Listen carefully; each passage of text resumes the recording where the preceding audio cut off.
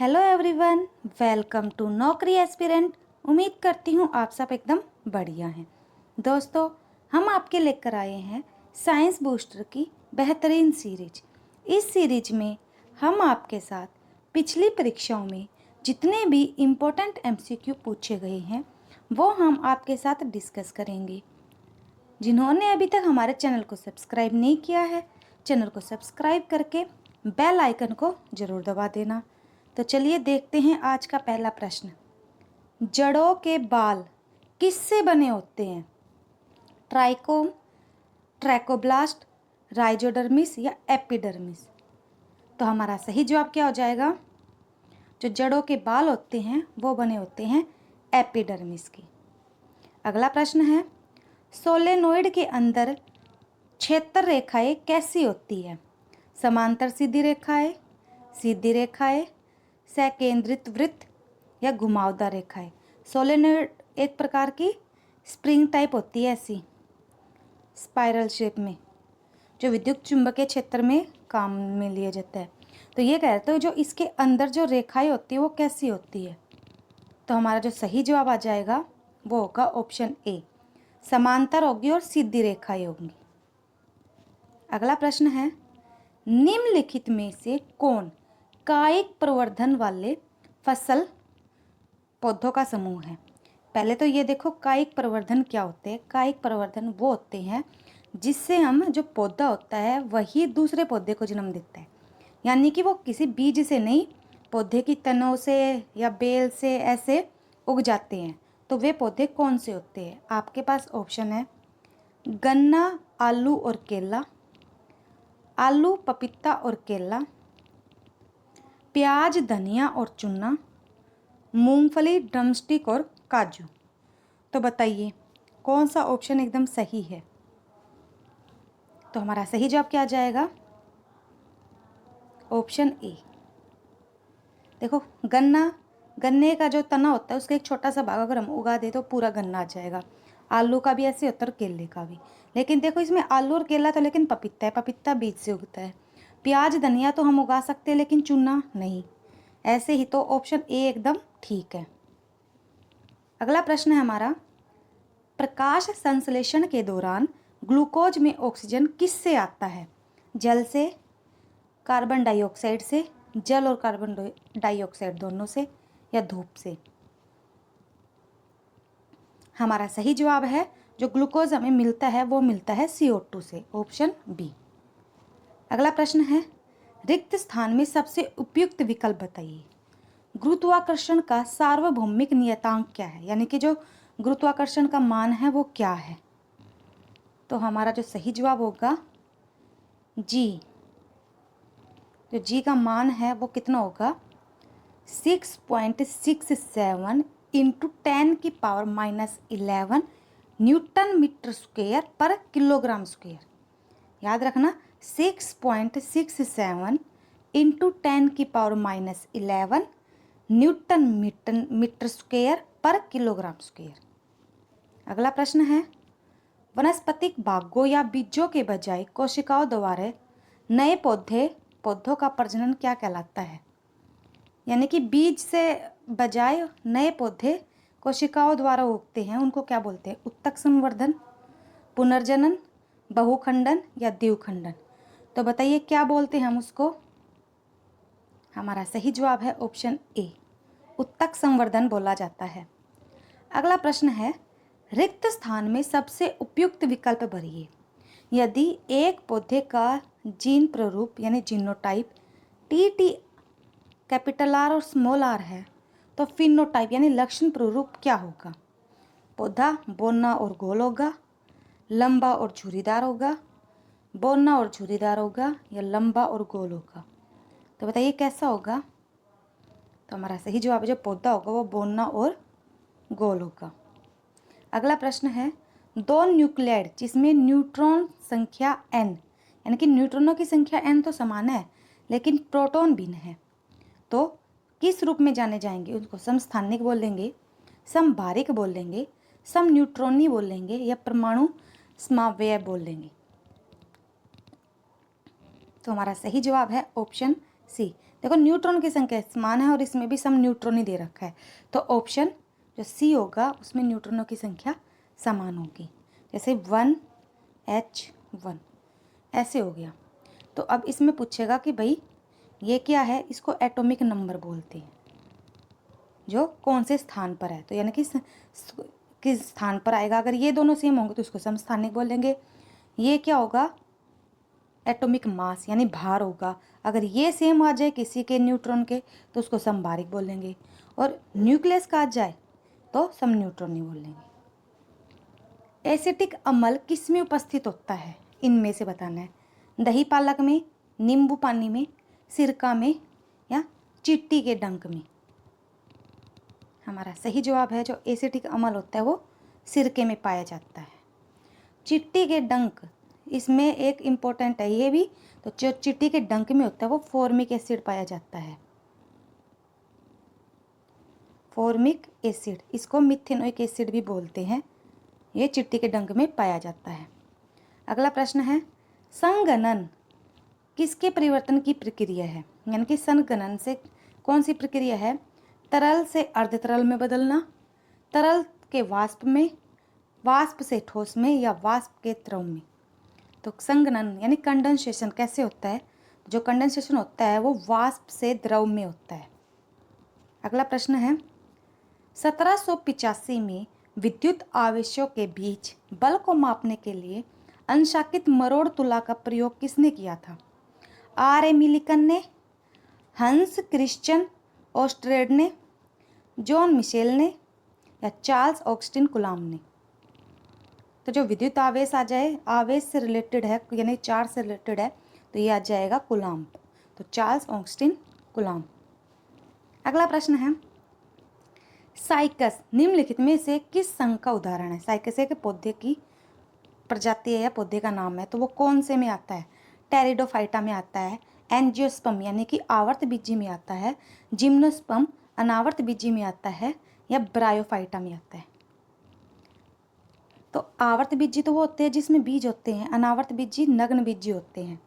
तो किस में आएगा साइकस, तो ये ऑप्शन सी जिम्नोस्पर्म का उदाहरण है। अगला प्रश्न है, इनमें से कौन पारे का मिश्र धातु है, यानी कि जो पारे की जो मिश्र धातु होती है उनको क्या बोला जाता है। पित्तल, निक्रोम, इलेक्ट्रम या अमलगम। तो ये याद रखना, काफ़ी बार पूछा गया है, जो पारे की मिश्र धातु होती है उसको बोला जाता है अमलगम। अगला प्रश्न है, क्या एक प्रकार का मेलवेयर है जो अक्सर वैध सॉफ्टवेयर के रूप में प्रच्छन्न होता है। ट्रोजन, रैंसमवेयर, रूल किट या कीलॉगर। तो क्या है ये, हमारा सही जवाब आ जाएगा ट्रोजन है। अगला प्रश्न है, निम्नलिखित में से क्या एक संयोजी उत्तक नहीं है, यानी कि जो उत्तक से मिलकर नहीं बना, संयोजी से, दो से मिलकर नहीं बना। उपास्थि, रक्त, अस्थि या त्वचा। तो हमारा सही जवाब हो जाएगा ऑप्शन डी त्वचा। अगला प्रश्न है, निम्नलिखित में से किसे हास्य गैस के रूप में भी जाना जाता है। Nitrogen dioxide, nitrogen trioxide, nitrogen tetroxide या नाइट्रस ऑक्साइड। तो हमारा सही जवाब है हास्य गैस यानी लाफिंग गैस के नाम से नाइट्रस ऑक्साइड को जाना जाता है। मनुष्यों में स्टार्च जैसे कार्बोहाइड्रेट्स का पाचन निम्नलिखित में से किस भाग में शुरू होता है। मलाशय, छोटी आंत, ग्रसिका या मुख गुहा।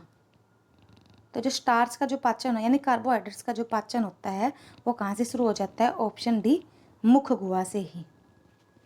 अगला प्रश्न है, निम्नलिखित में से कौन सी धातु सबसे अधिक आघात वर्धनीय है। Ag, Al, Na या Zn, यानी Ag मतलब सिल्वर है, एल्यूमिनियम है, सोडियम है या जिंक है। तो सबसे ज़्यादा आघात वर्धनीय धातु है सिल्वर, Ag। अगला प्रश्न है, निम्नलिखित में से कौन सी ऐसी प्रक्रिया है जिसमें गर्म कम सघन पदार्थ ऊपर की ओर उठते हैं और उनके स्थान पर ठंडे और अधिक सघन पदार्थ ले लेते हैं। तो उसको संघनन बोलते हैं, विकिरण बोलते हैं, चालन बोलते हैं, संवहन बोलते हैं। तो उसको हम बोलेंगे संवहन। अगला प्रश्न है, किस विटामिन की कमी से स्कर्वी रोग होता है। Vitamin A, vitamin B6, vitamin के या विटामिन सी? तो हमारा सही जवाब क्या हो जाएगा? विटामिन ए की कमी से स्कर्वी रोग होता है। सॉरी, विटामिन सी की कमी से स्कर्वी रोग होता है। विटामिन ए की कमी से तो रतौंधी होता है। विटामिन के कौन सा होता है? जहाँ पर प्लेटलेट्स वाला हो जाता है। अगर आप किसी भी गवर्नमेंट एग्ज़ाम की तैयारी कर रहे हैं, अगर आपको फ्री में PDF और नोट्स चाहिए तो आप हमारी वेबसाइट पर जाइए और वहाँ पर आपको फ्री में PDF और नोट्स मिल जाएंगे। आप गूगल प्ले स्टोर पर जाकर हमारी वेबसाइट नौकरी एस्पिरेंट को डाउनलोड कर सकते हैं। वहाँ पर आपको अपने एग्ज़ाम से रिलेटेड या किसी भी अन्य सब्जेक्ट से रिलेटेड आपको फ्री में PDF और नोट्स मिल जाएंगे। अगला प्रश्न है, स्वाद का पता लगाने के लिए संग्राहक क्या कहलाते हैं? संवेदी संग्राहक, रासायनिक संग्राहक, घ्राण संबंधी संग्राहक या स्वाद संग्राहक? तो स्वाद का पता कौन लगाएगा? स्वाद संग्राहक। अगला प्रश्न है, चल कुंडल गैल्वेनोमीटर को किसके साथ एक चल कुंडल गैल्वेनोमीटर के साथ संयोजित करके एमीटर में परिवर्तित किया जा सकता है? तो श्रृंखला में निम्न प्रतिरोध, समांतर में निम्न प्रतिरोध, समांतर में उच्च प्रतिरोध या श्रृंखला में उच्च प्रतिरोध? तो क्या होगा? अगर हम गैल्वेनोमीटर को जोड़ेंगे तो कैसे जोड़ेंगे? तो हमारा सही जवाब क्या हो जाएगा? समांतर यानी पैरेलल में कम रेजिस्टेंस देकर। अगला प्रश्न है, टूथपेस्ट जिसे आप रोजाना इस्तेमाल करते हैं में कैविटी से लड़ने के लिए निम्नलिखित में से कौन सा खनिज होता है? पेट्रोलियम जेली, एनाटेज, टाइटेनियम ऑक्साइड या फ्लोराइड? तो पता है आता भी है क्या आपके टूथपेस्ट में नमक है? तो पता चल गया ना, यानी कि फ्लोराइड होता है। अगला प्रश्न है, प्रकाश संश्लेषण के दौरान हरे पौधे प्रकाश ऊर्जा को किस में परिवर्तित करते हैं? रासायनिक ऊर्जा में, भौतिक ऊर्जा में या दोनों में से किसी में भी नहीं? तो हरे पौधे जो प्रकाश ऊर्जा होते हैं उसको करते हैं रासायनिक ऊर्जा में परिवर्तित। अगला प्रश्न है, विराम की अवस्था में शुरू होने वाली ट्रेन 5 मिनट में 90 किलोमीटर प्रति घंटा का वेग पकड़ लेती है, यह मानते हुए कि त्वरण समान है, यानी त्वरण मतलब एक्सेलरेशन समान है। इस दौरान ट्रेन द्वारा तय की गई दूरी बताइए। तो यह एक न्यूमेरिकल है, अब यहाँ पर जगह नहीं है, लेकिन यहाँ पर एक्सेलरेशन का फॉर्मूला लगेगा पहले तो v minus you upon T, यानी कि initial velocity minus final velocity upon में टाइम, फिर उसके बाद लगेगा ट्रेन की डिस्टेंस काटने तो डिस्टेंस वाला है एस बराबर U T plus half A T square से ये निकल जाएगा। और यहाँ पर 5 मिनट है तो मिनट को हम अगर किलोमीटर दे तो हावर में बदलेंगे। अगला प्रश्न, सॉरी, इसका आंसर हो जाएगा ऑप्शन डी। सोल्व करेंगे तो इसका आंसर हो जाएगा ऑप्शन डी। अगला प्रश्न है, किस वर्ष में जावास्क्रिप्ट प्रोग्रामिंग भाषा अस्तित्व में आई? तो किस वर्ष आई? ऑप्शन सी 1995 में। अगला प्रश्न है, महासागर में जल की गहराई को मापने के लिए किसका उपयोग किया जाता है? फेदोमीटर, डायनोमीटर, लैक्टोमीटर या बैरोमीटर? तो महासागर की गहराई को मापने के लिए फेदोमीटर का उपयोग किया जाता है। अगला प्रश्न है, अंगूर में पाए जाने वाला अम्ल साइट्रिक अम्ल, एसिटिक अम्ल, ऑक्जेलिक अम्ल या टार्ट्रिक अम्ल? तो अंगूर में जो अम्ल पाया जाता है उसको हम बोलेंगे टार्ट्रिक अम्ल।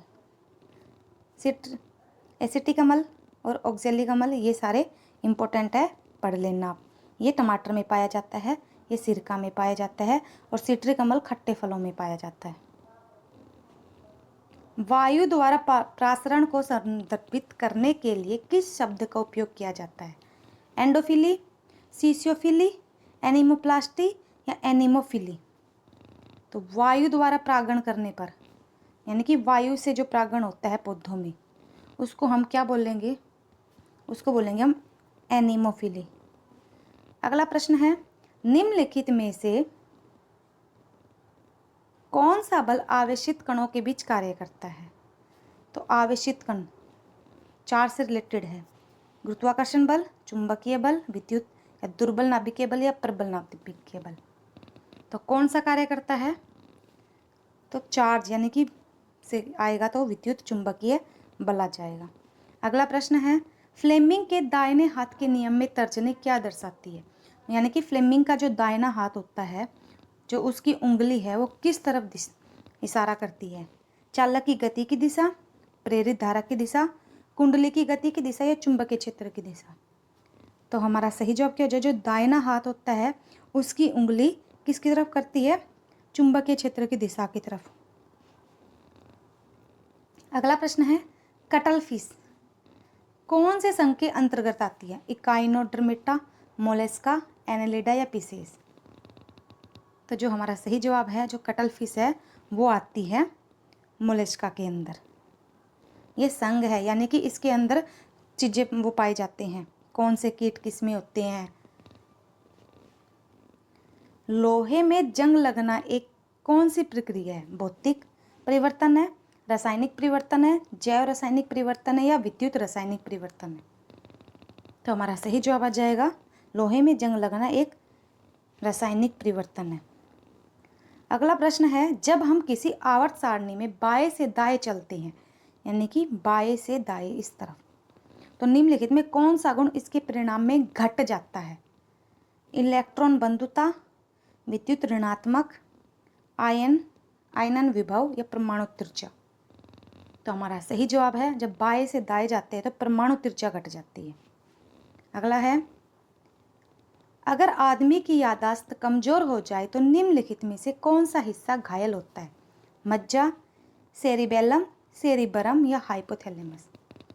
तो याददाश्त के लिए सेरिबरम है। अगला प्रश्न है, पानी के नीचे एक पनडुब्बी से पानी के सतह पर वस्तुओं को देखने के लिए इस्तेमाल किया जाने वाला उपकरण कैलेडोस्कोप, पेरिस्कोप, स्पेक्ट्रोस्कोप या टेलीस्कोप? तो पानी की पनडुब्बी, अगर पनडुब्बी से रिलेटेड कोई क्वेश्चन आ जाए तो उसको हम बोलेंगे पेरिस्कोप। क्या बोलेंगे? पेरिस्कोप से, ऑप्शन बी। अगला प्रश्न है, पौधे का नर जनन अंग कौन सा है? पुंकेसर बोलेंगे, जायांग बोलेंगे, अंडाशय बोलेंगे या कोई नहीं? तो पौधे का जो नर जनन अंग है उसको हम बोलेंगे पुंकेसर। अगला प्रश्न है, क्षारीय धातुओं को आधुनिक आवर्त सारणी में किस समूह में रखा गया है? दूसरे में, 18वें में, तीसरे में या पहले में? क्षारीय धातुओं को बताइए। तो उनको रखा गया है पहले समूह में। अगला प्रश्न है, जीवाश्म ईंधन के जलने से होने वाले प्रदूषण को कम करने के तरीके बताइए। जलने का तापमान कम करके, दहन प्रक्रिया की दक्षता में वृद्धि करके, कार्बन अणुओं की संख्या में वृद्धि करके या गुप्त ऊष्मा को कम करके? तो इसका सही जवाब हो जाएगा ऑप्शन बी, दहन प्रक्रिया की दक्षता में वृद्धि करके। अगला प्रश्न है, ध्वनि तरंगों के उत्पादन और संचरण का अध्ययन क्या कहलाता है? प्रकाशिकी, फोटोनिक्स, खगोल भौतिकी या ध्वनि? तो उसको हम क्या बोलेंगे? ध्वनिकी। ये थे आज के प्रश्न। कैसे लगे कमेंट में ज़रूर बताना। वीडियो को लाइक करना, शेयर करना एंड कमेंट करना न भूलना। Thank you everyone. Bye bye, take care.